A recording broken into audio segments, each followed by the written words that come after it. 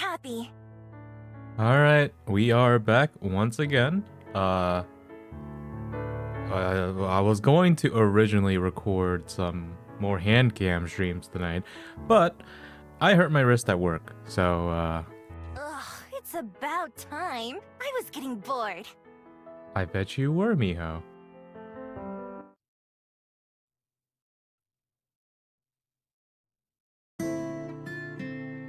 It's another chilly morning on Wellington.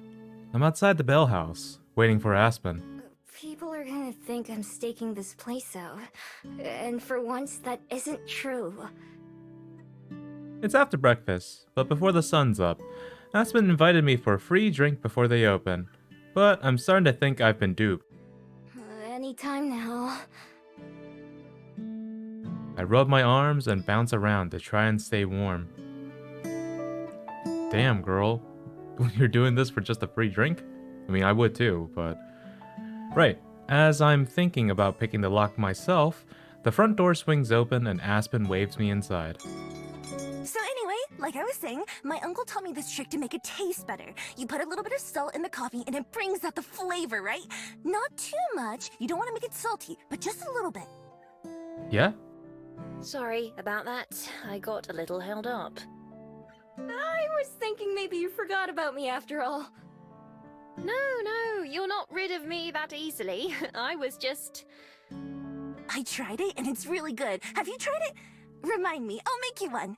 So then I was thinking, if I start doing that every time I make a drink, eventually people will start realizing that their coffee's better when I make it, but they won't know why. Talking to Lena. That can always take longer than you expect or plan for. So, that is a thing you can do to make coffee taste better. However, it's not, improving the taste of the coffee per se, but disguising the bitterness of coffee. It will do absolutely nothing for a good, blonde roast. But a medium or a dark roast, it can improve the taste for a lot of people because they don't like the bitterness of coffee. But she and I often look the other way for each other on certain things. Such as letting you in before the store opens, for instance. Oh, am I not supposed to be here? That's cool! As long as we open on time, it's fine, and Lena and I are the two fastest. You kind of have to be when she's involved. What do you mean? I'm sure you'll see. Come on, what do you want today? I inspect the menu. It's as unhelpful as ever. Here's a paper copy, if that's easier to read. She hands me a little printout menu. It's also distinctly lacking pictures. Sorry, can't read it. Oh, do you need a Korean version? I'm afraid we don't have one. Oh, nah. Can't read any languages. I may as well told her that the sky is green. Aspen stares at me in clear disbelief. This isn't the usual weird look. This is beyond that. She laughs nervously. You're joking, right? I shake my head. She collapses onto a stool behind her, fanning her face with the menu in her hand. I can't believe it! I just can't! So you haven't! Wow. Hey, give her a break. She might be 1,000 years old, but she is a fox. I can tell she really wants to say more, but holds herself back. I suppose that explains a lot. Still, I just can't imagine. It takes a moment, but she regains her composure. Anyway, if you want to try something new, then how about our ambrosia latte? Ambrosia, eh? It's one of our seasonal beverages with apple and caramel. Apples and coffee? I've never had that before. Yes, well, we're experimenting with the recipe still. I said that we should try adding more cinnamon to it. I don't even know where Lena comes from. Suddenly, she's just there. Aspen said it would overwhelm the other flavors, but I add extra whenever I make one, and so far no one's complained. Lena, are you serious? Well, yeah. How else are we gonna find out which one's better? I'll make one for your friend too, and she can tell us which one she likes more. Lena! The other girl hurries back to the kitchen, clearly not caring about what Aspen was about to say. Aspen sighs and shakes her head. Right, well, I have to open the registers and put on the coffee. I'll have your drink in a couple minutes. Okay, thanks. I hop up on one of the tall stools and wait, swinging my legs back and forth. Before long, the cafe fills with the smell of warm coffee and baking bread. It's enough to make my mouth water, even though it hasn't been long since I last ate. Aspen roams between the kitchen and the front area, always looking very busy. She checks and inspects what seems like every drawer and cabinet in the place while getting ready. Lena's busy too, mopping and setting up chairs. At some point, she put earphones in and her music is loud enough for me to hear it from across the building. After a while, Aspen returns to my table, along with a steaming paper cup. Here you go. One ambrosia latte.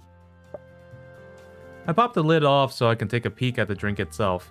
It smells light and fruity, and a swirl of caramel syrup is melting into the coffee and whipped cream. Looks good. Hopefully it tastes good too. I have a tiny little sip, since it's too hot to drink very fast. The tartness of the apple actually goes well with the pretty well with the coffee flavor. It's a little sour, but it's not bad. Not as good as a fairy kiss chiller, though. Yeah, because that's just a caramel apple and coffee, but a fairy kiss chiller is like, it's like gelato and stuff. Well, I can't complain about that. The chair squeaks against the floor as Aspen sits down across from me. So, have you decided how you're going to spend your day? Not yet. What about you? There's still another 7.5 hours left on my shift, so I'll be here for quite a while. The 8 to 5 grind. After work, I try to have a social life or get some writing done. Although lately, I usually just collapse on the bed and take a nap. Ooh, I feel that, Aspen. Hey, me too! Without a bed, though. Yes, well, I'm sure frolicking through the flowers and chasing rabbits gets tiring. Hey, that's kind of rude. Ooh. Are there rabbits around here? Oh, mijo. Not for long, I imagine. Speaking of which, have you thought about what I said yesterday? About getting a job? It seems you have more than enough time on your hands. Aspen, you can't just tell me to get a job. You do know what a job is, right? More or less. I mean, I've seen people at work before.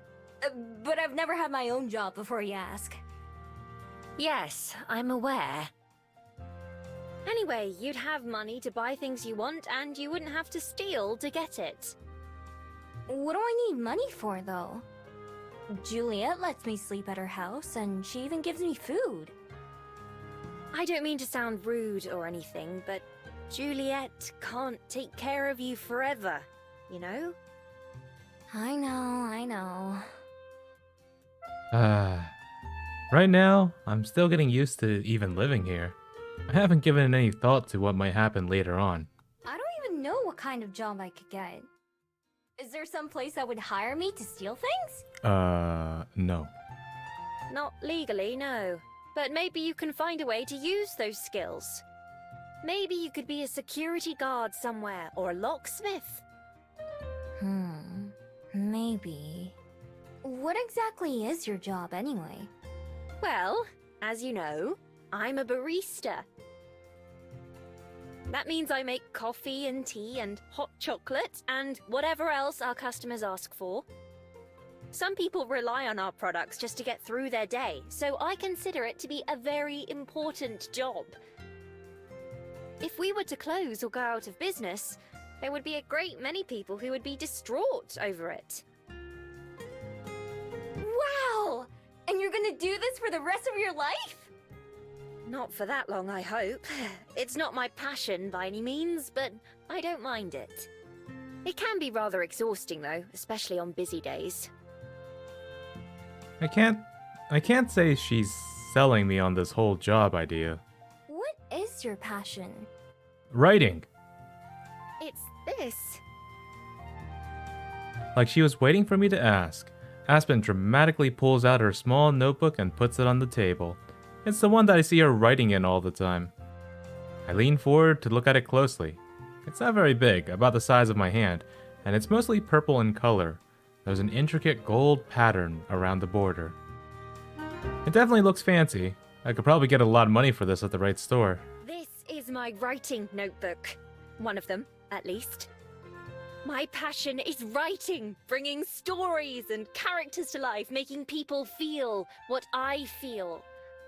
There's nothing quite like it. So challenging, yet rewarding. It's both my favorite activity and also the most frustrating one. This notebook is full of story ideas, lines that I come up with, or other interesting details. One of the best parts of working here at the Bell House is that I get to meet so many interesting and inspiring people.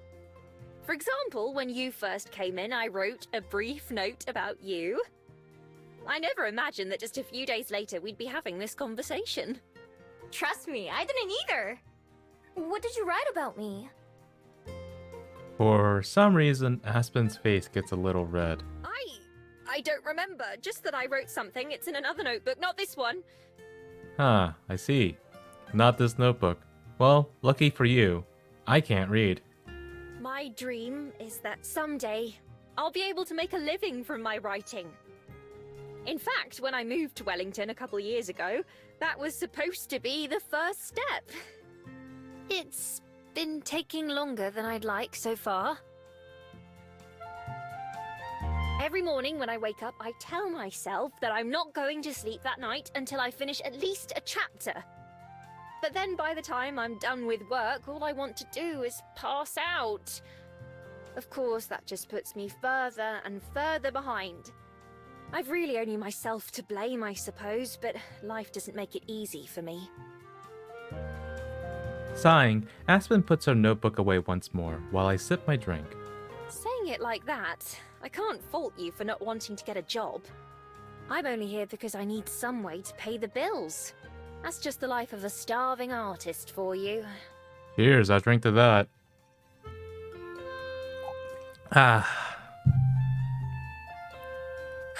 Did someone say job? Are you getting a job here? Is this an interview? No, Lena. From out of nowhere, Lena appears with a cup in her hands. No, Miho's just a friend. And were you eavesdropping on us? It's not eavesdropping if you're in public. You should learn to talk quieter if you don't want people to hear you. Like me. Tell me you're joking. About what? Before Aspen can even answer, Lena turns to face me instead. Anyway, that's too bad. We could definitely use the help. Hey, why not apply here if you're looking for work? I bet Aspen would put in a good word for you, right? I could do it too. It'd kind of be lying, I guess, since I don't know you that well, but you seem like an alright person. I mean, if Aspen trusts you, you have to be okay, I think. I can go get you an application right now if you want. I printed out a whole stack of them yesterday. Actually, it's the second stack, because the first one jammed up the printer and... Lena, I am begging you to please be normal. Hey, leave her alone, Aspen. What? Tell me why it's a bad idea. Do you not think... What's your name again? Miho. Do you not think Miho could do it?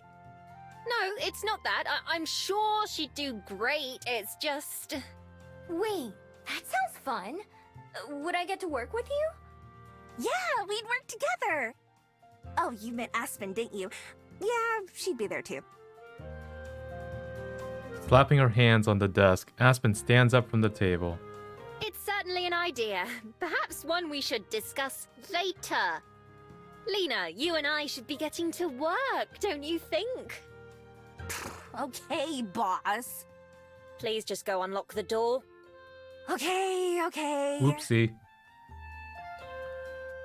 Smirking, Lena heads, my bad, towards the front of the store. Feel free to hang out for a bit if you'd like, Miho. Although it's going to get busy soon, so I won't... I almost forgot. If you need something to do, come play tennis with me this afternoon. Tennis? Yeah, you know, you hit the ball back and forth over the net. I know what it is. Is that your hobby? For now, I like trying new things. I'll think about it. I should try something new myself, too. I wasn't asking. Anyway, you said it yourself. You're totally coming. So, I'll see you there. Okay. I can't help but feel like I've been roped into something here. But it's true that I should at least give it a shot. Maybe I'll turn out to like it more than I expect. Cool. Lena starts to leave again, but then suddenly jumps back around to face me again. Oh, right. There's one more thing. Yeah? How many more things does she have? I can practically feel Aspirin's exasperation as Lena runs back and slams the cup she was carrying onto the table in front of me. Try this. Tell me which one you like more. The one I made or the one Aspen made. Okay. With an unnecessarily loud sigh, Aspen goes and unlocks the front door herself. I'm over halfway done with Aspen's drink, but I take another gulp, paying attention to the mix of flavors. Then I do the same with Lena's. Lena watches eagerly, fists clenched in excitement.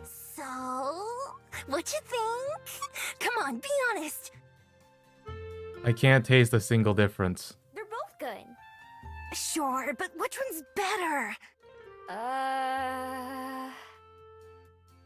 Taking another sip of each, I try to detect anything that's different between them, but I can't. Fortunately, Aspen saves me. She looms behind Lena like a phantom. Lena, don't you think maybe you should go check the croissants? Nah, I already looked at them earlier. A couple of them were kind of schoolish, but I tried to massage them back into shape. Don't worry. For once, Lena's the one cut off as Aspen jerks on her apron strings, and she flaps her wings to maintain her balance. Why don't you go check on them again? Or maybe the muffins, if you haven't yet. Fine, fine. We all know Miho just didn't want to hurt your feelings anyway. Aspen releases her, and Lena walks off to the back of the cafe like an embarrassed cat, pretending it was her idea all along. After she disappears into the kitchen, Aspen sighs yet again. I'm sorry about that. It's fine.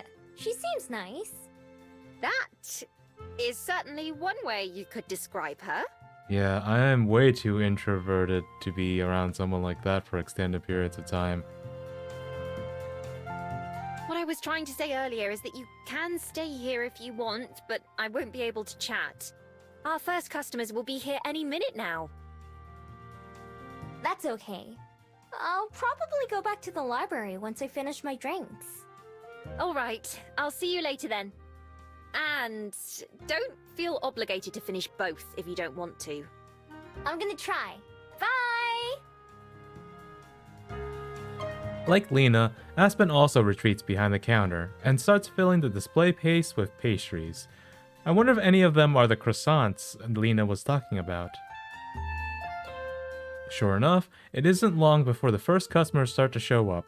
Aspen takes their orders with that fake, nice... oh god. Oh god.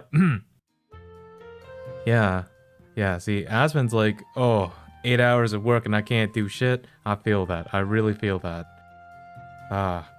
Aspen takes their orders with that fake nice voice that she used when we first met. Already, I've gotten more used to hearing her regular speaking voice instead. It's interesting to know that even normal humans like her still pretend to be other people sometimes. I wonder why she feels like she has to do that. So far, she's one of the nicest humans I've ever met.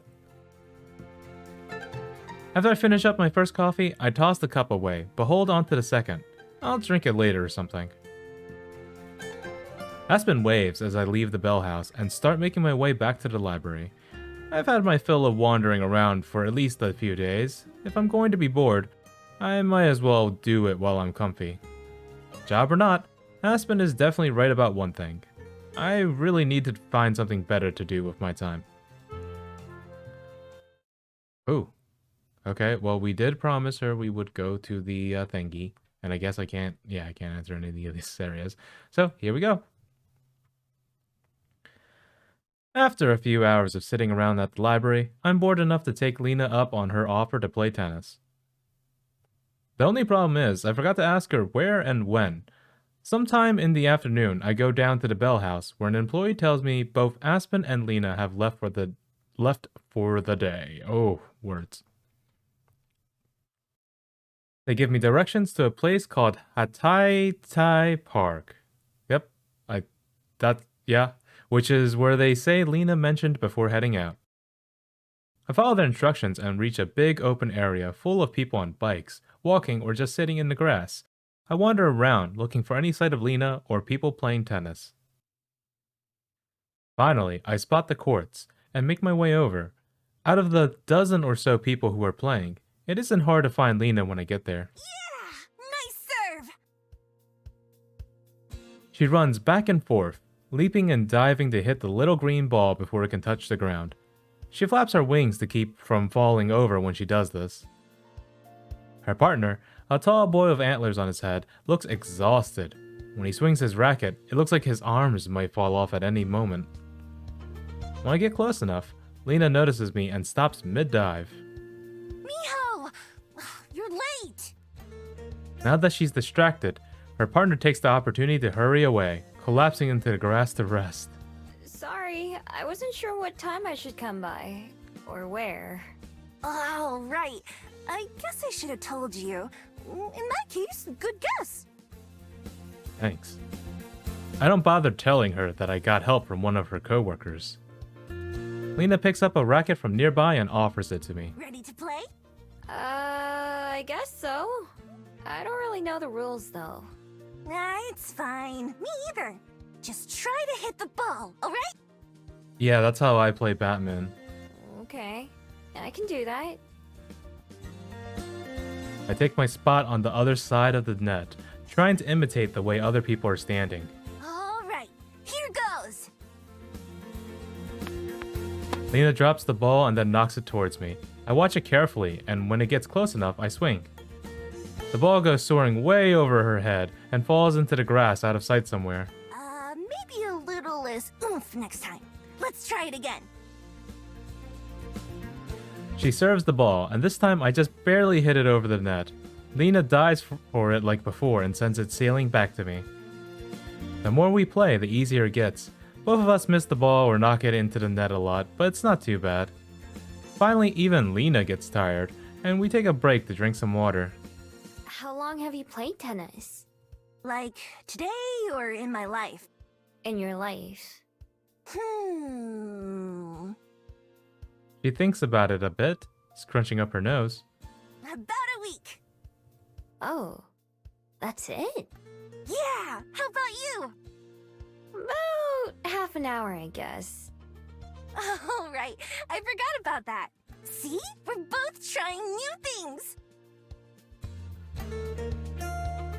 The whole time we're talking, Lena keeps glancing away from me to watch the other players. I try to figure out what's so interesting, but can't. Okay, break's over. Let's play some more. We get back on the court and play for a little bit longer. Until the end of the hour, as everyone else starts to pack up and leave, I follow Lena, who puts away our equipment. So, what'd you think? Did you have fun? It was alright. I wouldn't mind doing it again, but I don't know if I'd want to play all the time. I can see why some people enjoy it at least. Being outside is nice, and it was a good way to burn off some energy. That's good. They meet a few times a week if you want to come back. Will you be here? Not sure yet.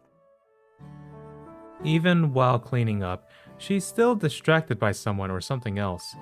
When the other players walk past us on their way out of the park, Lena turns her head to watch one of them.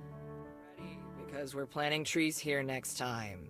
Really exciting, right? If you want to help out, then come to me out. I catch a snippet of conversation as the person Lena's watching, a dryad, goes by. Lena must hear too, because she instantly closes her eyes and puts her finger against the sides of her head. Plant planting trees. Planting trees. She repeats the words to herself a few times, then her eyes snap back open. Okay, got it. Got what?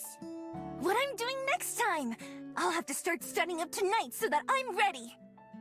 Okay, if you say so. Well, you get that bag, Lena. I'm pretty lost, but maybe this is just how Lena is. You should come too, if you're not doing anything. I'll tell Aspen to give you the details. Sure, sounds good.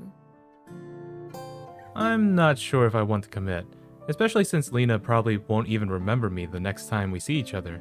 But playing tennis wasn't so bad, so I should at least keep my options open. Good. Alright, see you then, Miho. See ya. Waving goodbye, Lena heads off down one of the paths.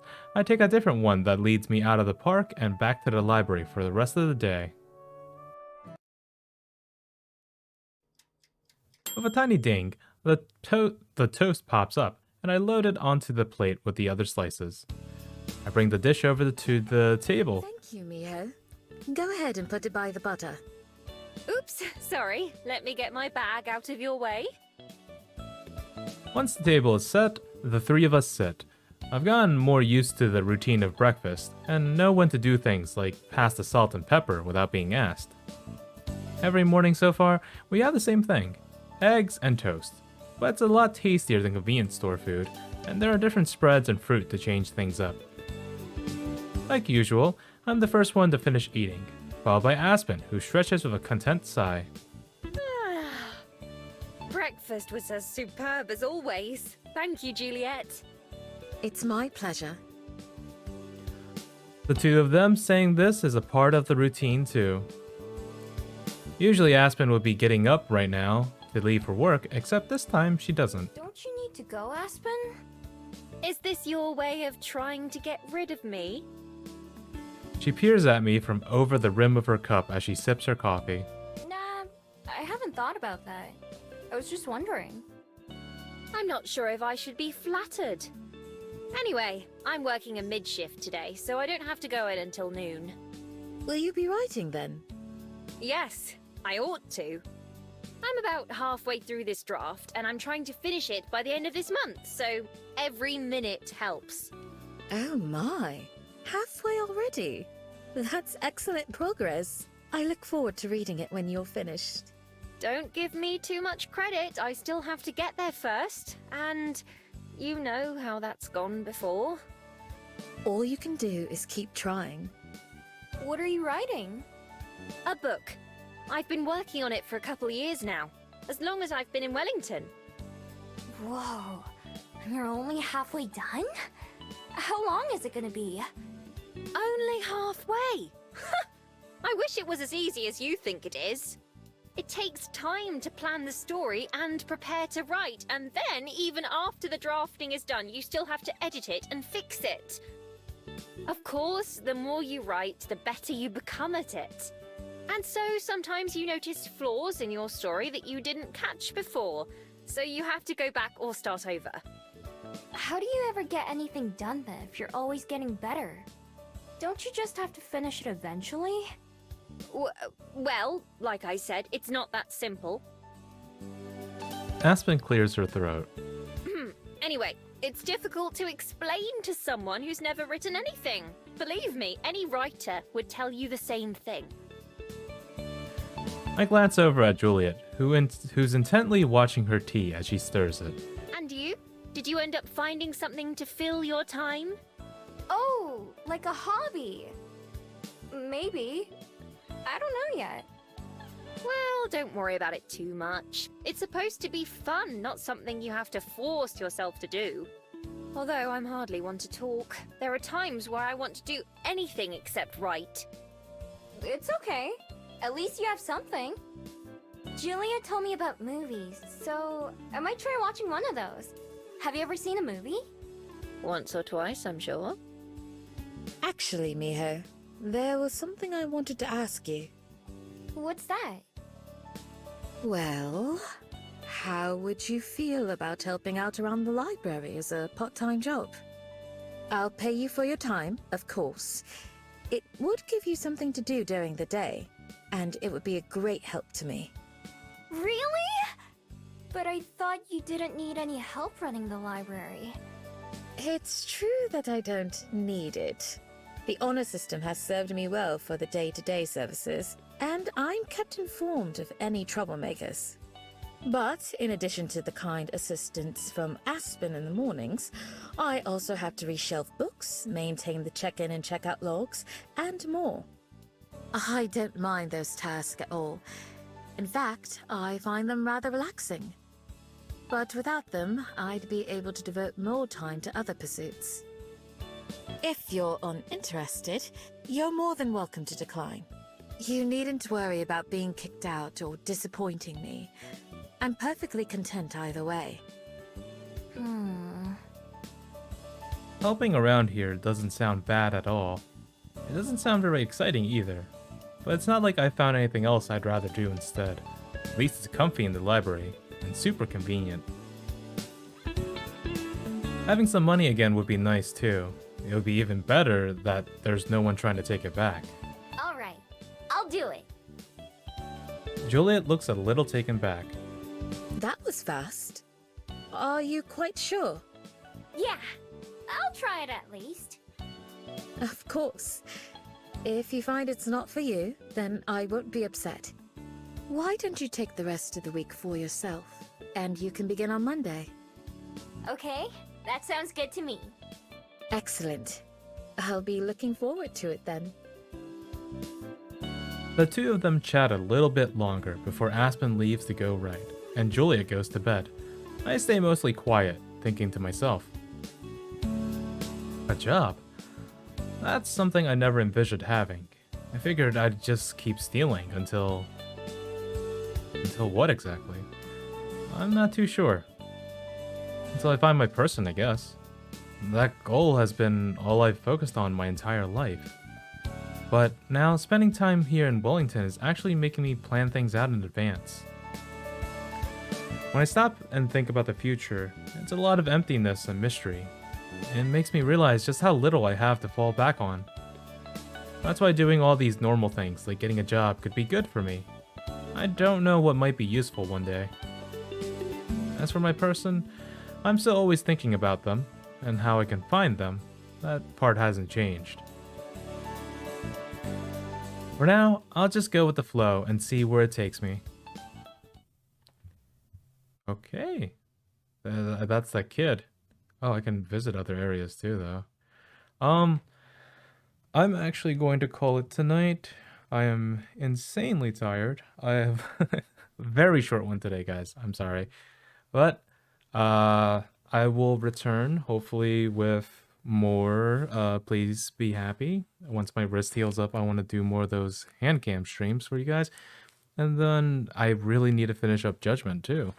So, as always, thank you all for watching. I'll see you next time. Oh, I'm gonna take a 5.